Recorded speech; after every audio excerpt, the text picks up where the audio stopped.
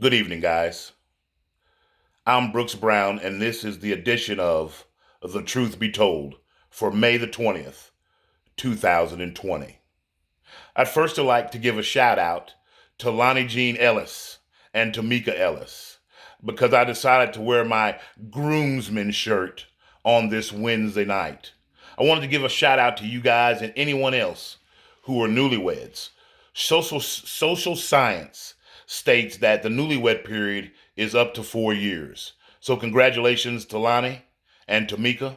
And let me give a shout out to Chris and Mariah and anybody else that I missed that has gotten married recently. Congratulations on taking the dive, the plunge, walking the plank, and tying the knot. Whether it's fortunate for you or unfortunate. Marriage takes work, guys. Marriage also takes love. Love your spouse and continue to work on your marriage each and every day. My subject this week is never ever judge a book by its cover. We as human beings have a tendency to judge things immediately upon setting our eyes on someone, something, or someplace. We have a tendency to make a judgment. 50 to 60% of those judgments are completely wrong, completely unfounded, and completely unwarranted. How many times have you been in the line at Walmart and you see someone whose clothes aren't clean and you think to yourself, what a bum? Or someone who has a lot of tattoos and you think to yourself, ooh, let me stay away from him. Or his dreads are down to the middle of his back and apparently he must be some type of thug or some type of drug dealer.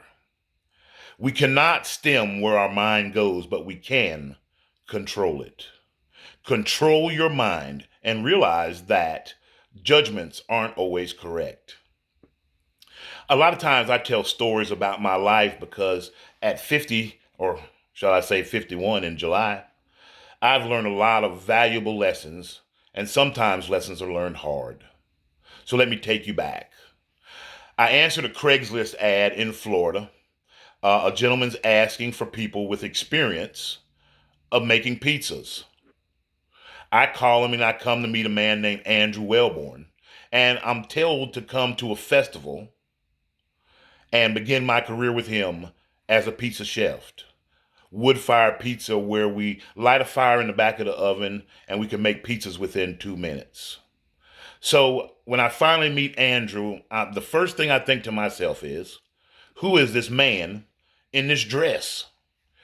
Andrew has his hair tied back in a ponytail and he has on like a Bam Bam suit and it looks like a dress. Immediately I'm thinking to myself, what in the hell have I gotten myself into? But let me tell you what I ended up learning about Andrew. One of the smartest, most articulate, talented young men I have ever met. A gentleman had given me a chance to travel the country, meet new people, learn new skills, and just be Brooks. But my initial reaction was, this guy is too far out, too strange for me to work for. But after that weekend, after making almost $1,000 in 3 days, I realized that looks don't dictate how much money you can make. For that, I apologize and want to say thank you, Andrew, for everything you've done. I think the second story I want to share is when I was a young man, I used to deliver furniture. I used to deliver furniture for Thomasville Furniture and various other locations in a place called Statesville, North Carolina. The guy that I'm co-riding with, we take furniture to a gentleman's house in Key West, Florida. First, it was the first time for me in Florida, period, much less Key West. The gentleman that comes to the door of this large home, it looks to be anywhere between 700,000 to maybe $1 million home, but he has on tattered clothes, a bummy hat, and hadn't shaven. So I'm figuring he's the housekeeper, or maybe he's the groundsman. I'm thinking to myself, oh my God, there's not going to be any money here. It went so far as to the gentleman asked me, did I smoke? And I told him yes. Why? He said, I'm out of cigarettes. Do you mind me bumming a cigarette? And once again, my mind goes to, when you deliver furniture, you work for your home, you work for your paycheck, for your bills. And your tip money is your play money or your eat money or your smoke money or whatever have you. So I'm thinking to myself, oh my God, nothing. Well, come to find out that this man was a multi-millionaire who gave us a $200 tip apiece. Once again, by me looking at his clothes and looking at him, I made a misjudgment. Then on the other side, I delivered to Henry Winkler in New York, the Fonz. And I'm thinking, wow, he's a Hollywood star. This is going to be huge. We put a whole house of furniture in for him. He gave us a bottle of wine as a tip. Once again, I judged the book by the cover. You know, each of us have read a book. I'll pick a book out of the air. Let's just say a James Patterson book. If I read the front page of James Patterson book and I read the back, surely I have a good idea of what the story is.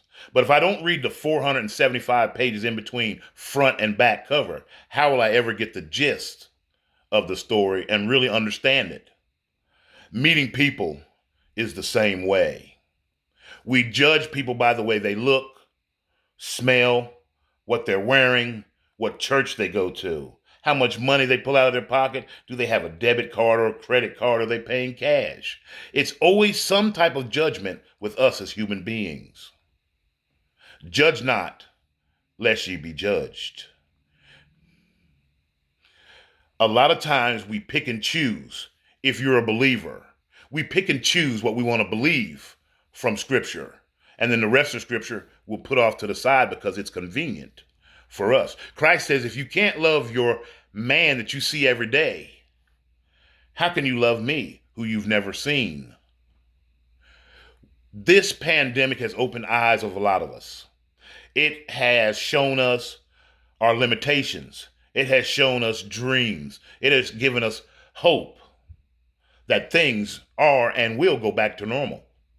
This too shall pass. So on this Wednesday night, I am challenging you to change how you think, how you process information, what thoughts come into your head, and what judgments of people you don't know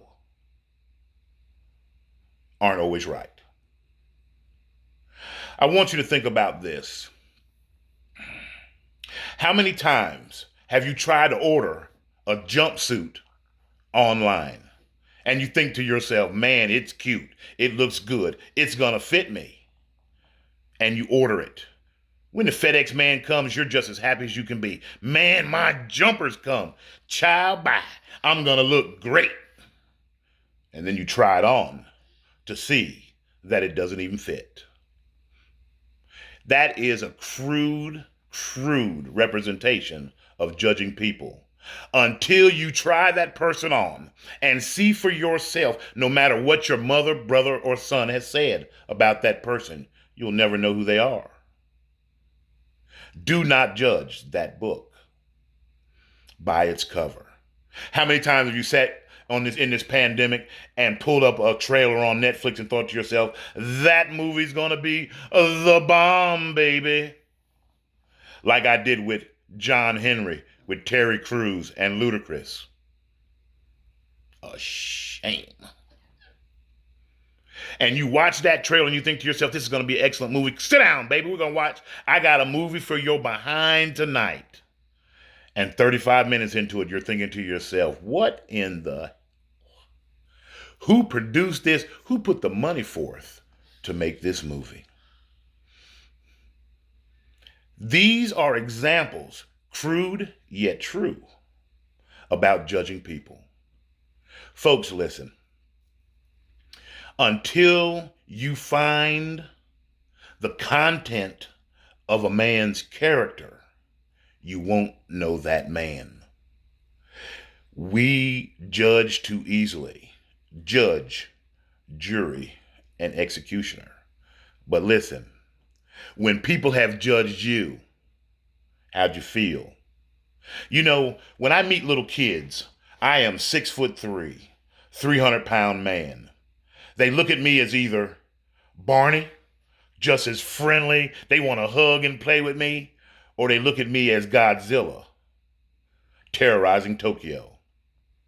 Because a child only can go by its first impression, by what something looks like, what something they feel, what they feel inside makes them feel about that person. But you're a grown man. You're a grown woman. You should know better. Because what the eyes can be deceiving. So I challenge you tonight, when this pandemic ends, change how you process information. Change how you feel about things, because you're not always right. You're not always accurate. And that man sitting next to you may just be the CEO of your company. And please never ever forget, scripture says, you never know when you're entertaining an angel. Well, guys, I've been talking about 11 or 12 minutes, and we're getting ready to go to what has become one of our favorite segments, and that is a woman's point of view. Now, do I always agree with the woman's point of view? Nah. But God knows we strive here to be honest and truthful. That's the same word, really. We strive to tell you the truth. So, without further ado, it's time for our segment called A Woman's Point of View. Good evening, everyone. So the type of industry that I work in, we assist companies in doing their background checks. And that can determine whether a person gets a job or does not get a job. And unfortunately, as long as I have been in an HR type scenario or management type scenario, oftentimes when it comes to that, a resume is your book. That's what represents you or speaks for you partially until they're able to do an interview, do a face-to-face, and what have you. So unfortunately, oftentimes employers will look at a resume, glance at it before they even make a call and say, oh, no, this person is not qualified. Or, oh, no, I don't think they would be good at the job, or whatever the case may be. Similar situation happened to me where I feel like opportunity presented itself for me to step into a particular position because one person was quitting, got a better position. And it shocked me what the person said to me that was thinking of hiring me. And what was said to me was,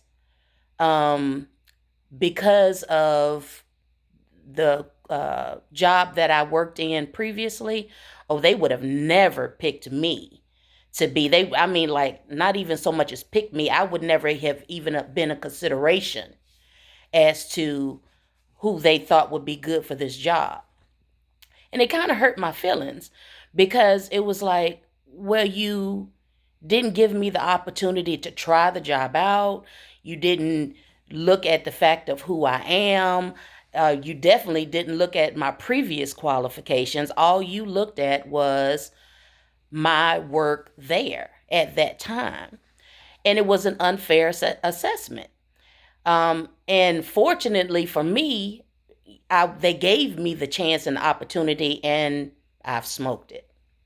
So that's one example of not judging a book by its cover. Another thing is being in an HR type scenario. You come into a job and they usually always tell you dress to impress, because for whatever reason, people feel like clothes make a person. Totally not true. It's just not.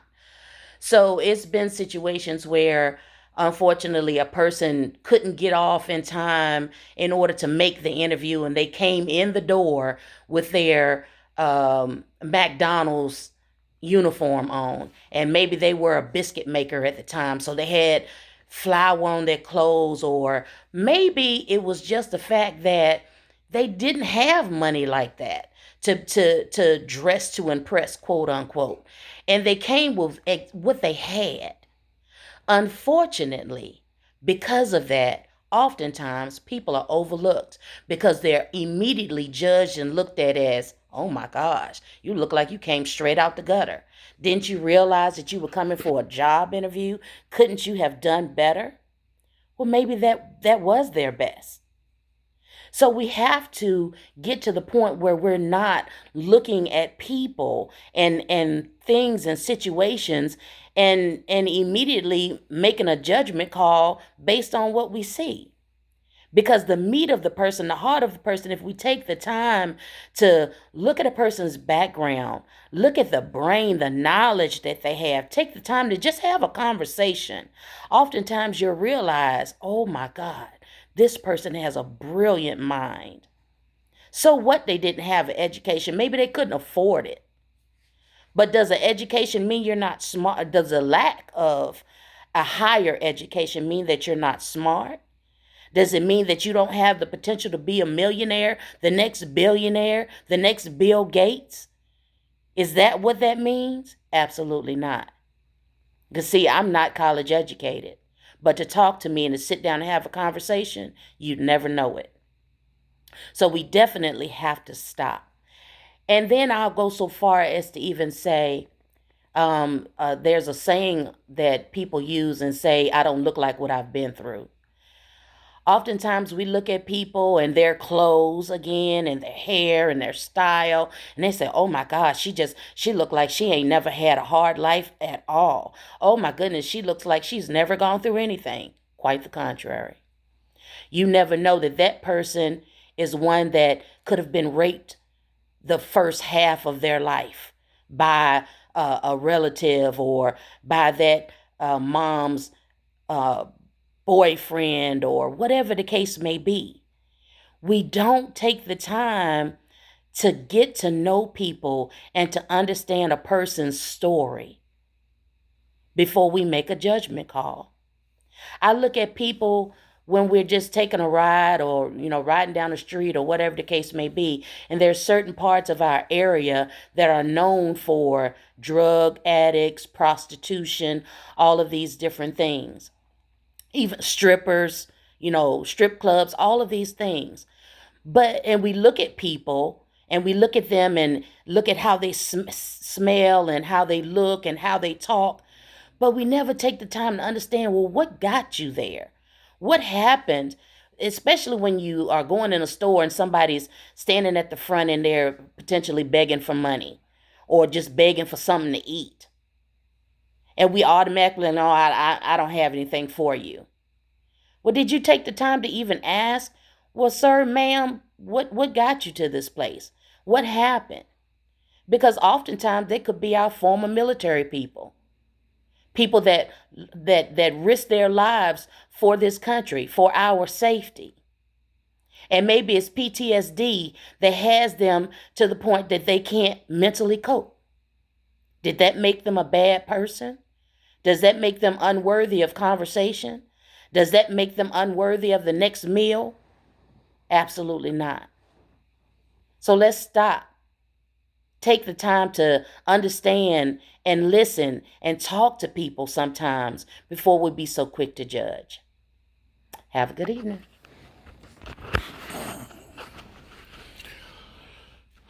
Alrighty, guys. Today, once again, is the 20th of May. I want to let you guys know that I will be live on location for my Saturday Thought in Atlanta, Georgia. ATL, I'll see you this weekend. My Saturday Thought is about, I don't ever tell you that prior to the thought, because the thought may come at any time. Never ever judge a book by its cover. Not every person that you see at the exit or the off ramp on the exit who's asking for $1 is a drug addict or alcoholic. Some people have just had bad luck. Some people have had a broken relationship and just need that burger to sustain themselves for that day. I've also met men in Armani suits at a board meeting that were some of the biggest, ignorantest people I'd ever met, full of themselves, just full of themselves. So by judging someone by the way they look, clothes they have on, money they make, is ridiculous. It's ridiculous. Because the bottom line is we're all human beings. We all shape this planet.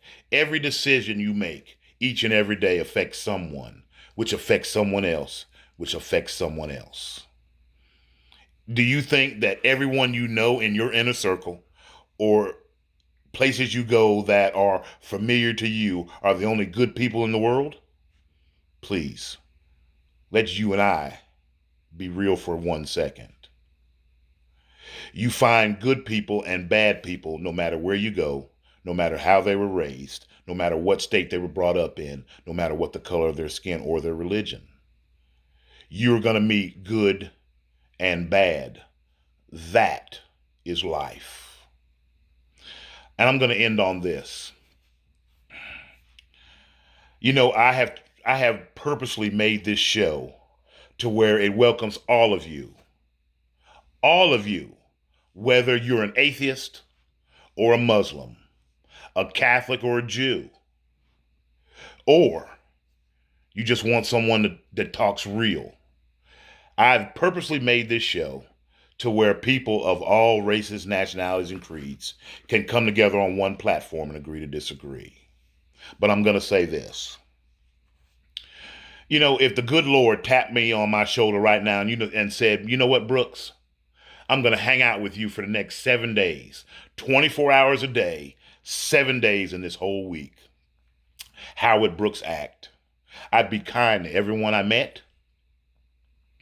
I would not use foul language. I'd probably put my cigars down. In reality, I would try to be somebody that I'm not, because I am in fear of judgment. But if you're a believer, the Lord walks with you each and every day anyway. He's beside your side. He's sitting beside you right now. No matter what building or what service you go to, the Lord is real and he's with you. So why not act like that every day to your fellow man? Remember, you never know when you're entertaining an angel. Do not judge a book by its cover. Never ever judge a book by its cover. And know that each of us are individuals with our faults, our strengths, and our dreams and our hopes. So guys, be safe. Be safe out here during this pandemic. This too shall pass. For all you guys listening and watching tonight, please share my message. Continue to share my thoughts and my ideas with others, because this show is about real people, real issues, and real talk.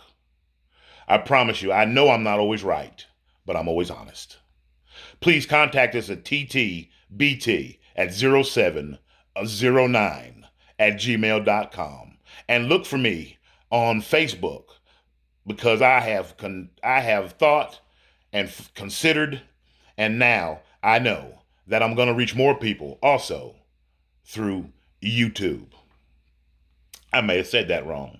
Didn't even come out right, did it? But once again, I'm not always right, but I'm honest. Love each other, take care of each other, and always remember, we're one race, the human race.